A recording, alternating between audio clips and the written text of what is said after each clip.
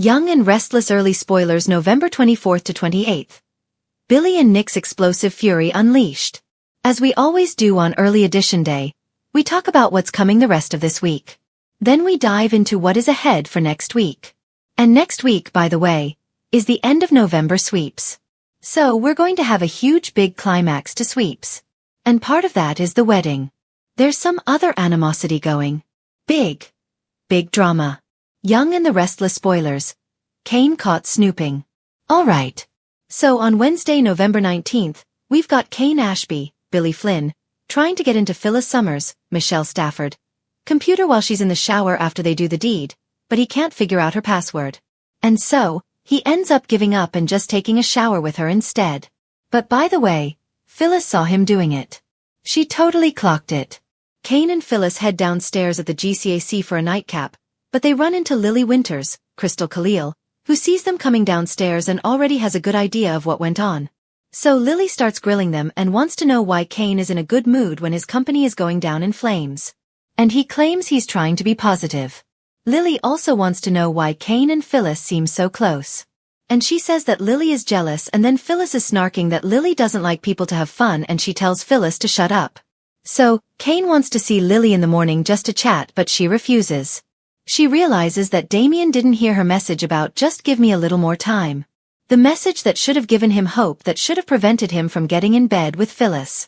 So Lily takes off disgusted. Phyllis calls Kane out on Y&R. Phyllis and Kane talk over dessert at the coffee shop, and she's asking him about Lily. And Kane says that sleeping with Phyllis doesn't erase feelings for Lily. But Kane also reassures Phyllis that he really wants her. And she jokes about Kane wanting her password and says it's 94112124, but says she's going to change it soon. By the way, 94, the first two digits of her password was the year that Phyllis first came to Genoa City. And 11:21-24 was this time last year when Phyllis woke up from her coma on Young and the Restless after being run off the road by crazy Jordan Howard, Colleen Zenk. But Phyllis accused Sharon Newman, Sharon Case, of doing it when she did not. And this might be in Phyllis's mind some sort of turning point, some epiphany. So that sounds like what those numbers mean to me. Kane tells Phyllis he just wanted to peek at her computer to see if she stole his AI, and Phyllis understands and says she doesn't trust anybody but her kids. And then asks Kane if this was just a one-night thing. But they agree it is personal and it's more than that because he wants to be with Phyllis and it's definitely not business. Holden's romantic pursuits and Genoa City future on Young and the Restless. Holden Novak, Nathan Owens, gets some coffee and thinks about his night with Claire Grace Newman, Haley Aaron, and then he's busy flirting with Esther Valentine, Kate Linder. Holden tells Esther he's looking for a place in Genoa City because he is staying.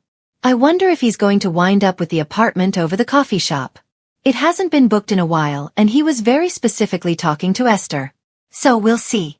Holden texts Claire to get together for drinks and then takes off. Nikki Newmans, Melody Thomas Scott, asking Claire about her love life while they're having tea. And Claire says that Jordan was telling her what to do. Kyle Abbott, Michael Mealer, was telling her what to do.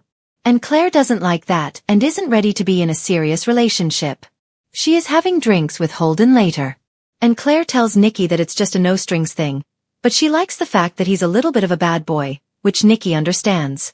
As she talks to Claire about Victor Newman, Eric Braden, being older and mentoring her and teaching her things. And then Claire teases Nikki about her very many marriages and husbands. Claire also says that Harrison Locks, Redding Munsell, been asking for a reunion. And Nikki says, you know, you can see that kid anyway. You don't have to do that. And Claire mentions that Holden has some emotional baggage. There's some sort of messy but non-romantic thing in his past with Audra Charles, and that alarms Nikki. Lily and Audra's tense encounter with Holden on Y&R. After running into Phyllis and Damien and it being so brutal, Lily heads to the bar to drink and she runs into Holden. Lily asks if he's still working for Kane and then she blames Kane for Damien Kane's, Jermaine Rivers, death, but Holden disagrees. Lily also tells Holden that Damien's company is going under and he probably should move back to LA and get a job there. And he's shocked, but he kind of plays it off. Audra shows up and Lily tells Holden again, go back to LA because you're not going to have a job. Then she takes off. Holden tells Audra, leave before Claire shows up and says she might get mad and spill the beans about Audra's crime. And she reminds Holden that it wasn't her crime, it was their crime. Audra says Holden didn't tell Claire the worst part of what they did together. Holden insists that he only told Claire something to do damage control so she'd stop digging. And he tells Audra that they're both going to lose big if Claire finds out the whole truth. And then Claire comes in and sees Audra chatting with Holden and sipping from his drink, and it ticks her off. So she wants to know why that Bee won't stay out of her life, and then calls Billy to meet her because Claire says she's got some tea to spill on Audra. Thursday's spoilers. Kidnapping, confrontations, and a new detective on Y&R. On Thursday, November 20th, Nick is looking for info from Detective Burrow, Matt Cohen, who Victor is having Michael Baldwin, Christian Jules LeBlanc, check out. And of course, Nick's trying to find Noah Newman, Lucas Adams, who's gone missing. Sienna Bacall, Tamara Braun, and Noah are locked up together. Sienna's panicking, trying to wake up Noah, who is badly beaten and unconscious. He and Sienna are locked up in a room, and Noah has no idea what happened or how they got there. Sharon pushes back on Matt Clark, Roger Howarth. He shows up at her hotel and he triggers the fire alarm so that Sharon will open the door and he can push his way in and tries to give her a scare. But Sharon isn't scared. She's angry, and this kind of takes him by surprise. New LAPD cop Detective Annie Stewart, Catherine Kresge, debuts on Thursday, and I am wondering if she knows Dirty Detective Burrow, and she may interact with Nick. Barely risen over Genoa City when tensions began to simmer. Long before anyone realized just how explosive the day would become. It started quietly, innocently, with the kind of uneasy calm that usually means a storm is coming. Billy Abbott was the first to feel it. He stood in the Abbott living room, shoulders tense, jaw set as he scrolled through messages on his phone. Something wasn't adding up. Something never added up when Adam Newman was involved. And now, Adam was making moves at Newman that felt way too close to the family's vulnerable spots. Moves that threatened Victoria, threatened Connor's stability, and most dangerously, threatened the uneasy peace between the Abbotts and Newmans. Billy's eyes narrowed. Adam's up to something, he muttered to himself. He didn't know yet that Nick Newman was having the same morning. Nick's boiling point. Across town at the Grand Phoenix, Nick sat at a secluded table, fists clenched around a mug of coffee he hadn't taken a sip from. His phone buzzed, a message from Victoria, short and rattled. Call me. Nah. Adam is spiraling. Again. Nick didn't even need the details to feel his blood pressure spike. Adam spiraling meant one thing. Danger. Chaos. Fallout that always landed in the lap of someone Nick loved. He stood abruptly, leaving the mug untouched as he stormed out. Collision course. By noon, both men had found themselves at Crimson Lights, each planning their next steps, each unaware the other was there until their eyes met. Billy raised an eyebrow, instantly sensing the familiar tension in Nick's stance. Bad morning? Billy asked. Nick scoffed. When is it ever good when it involves Adam?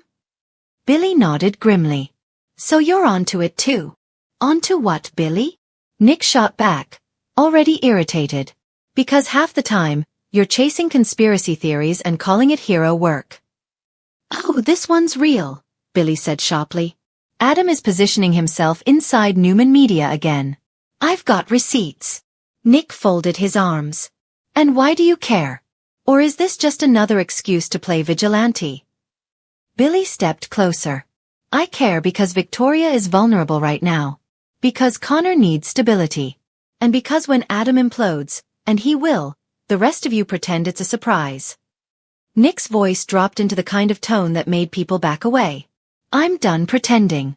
I'm done covering. I'm done cleaning up Adam's messes. Billy tilted his head, studying him. Then maybe we want the same thing.